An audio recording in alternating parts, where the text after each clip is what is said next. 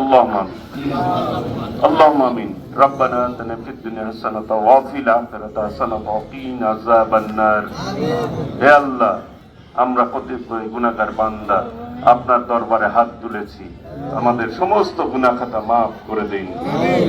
আল্লাহুম্মা আল্লাহ, আজকে এই মজলিসে যারা হাজির হয়েছে, আমরা সাক্ষ্য দিচ্ছি আমাদের প্রিয় নেত্রী আমাদের কাছ থেকে আজকে চলে গিয়েছে। আল্লাহ, আমাদের প্রিয় নেত্রীকে সমস্ত গুনাহ খাতা মাফ করে দিয়ে তাকে জান্নাতবাসী করে দিন।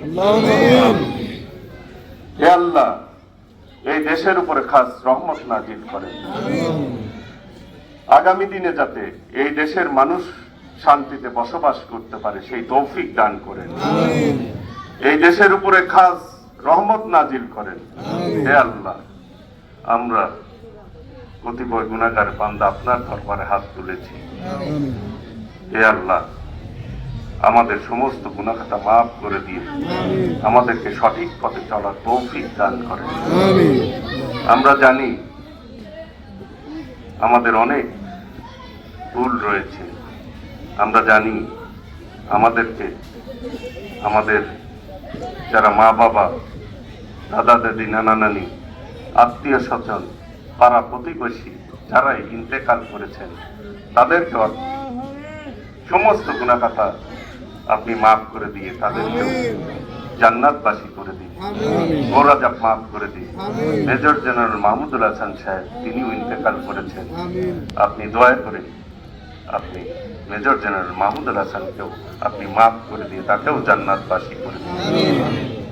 হে আল্লাহ, সমস্ত ক্ষমতার মালিক আপনি, আপনার কথা ছাড়া একটি গাছের পাতাও নড়ে না। দয়া করে আমাদের আপনি মাফ করে দিন। আস্তাগফিরুল্লাহ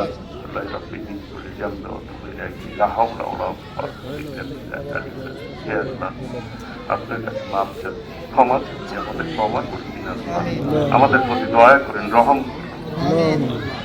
আল্লাহ, মওতের সময় আমাদের মুখে জারি করে দিয়ে কালেমা তৈয়বা লা ইলাহা ইল্লাল্লাহ মুহাম্মাদুর রাসূলুল্লাহ। আমিন।